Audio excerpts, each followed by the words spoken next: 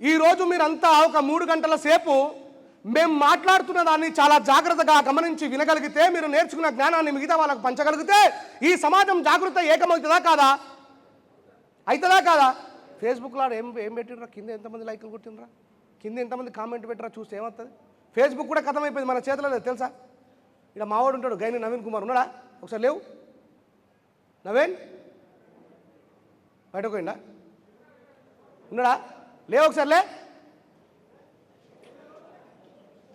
జయవేం, నా ఫేస్బుక్ని ఆపేసిర్రు, నా ఫేస్బుక్ నడతలేదు. ఏం చెప్పినా దాంట్లో ఐశ్వర్యరాయ్ గురించి మాట్లాడినా, సల్మాన్ ఖాన్ గురించి మాట్లాడినా. అయ్యా, ఈ దేశంలో ఉన్నటువంటి ప్రజలు ఎలా వంచబడుతున్నారు, ఎలా పీడించబడుతున్నారు, ఒక్కసారి ఈ సమాజం ఎంత అజ్ఞానంలో ఉందో చూడండి. బాబాసాహెబ్ అంబేద్కర్ గారు మన మీద రెస్పాన్సిబిలిటీ పెట్టారు, బిడ్డ నువ్వు జ్ఞానవంతుడు అయి మిగతా సమాజానికి జ్ఞానవంతమై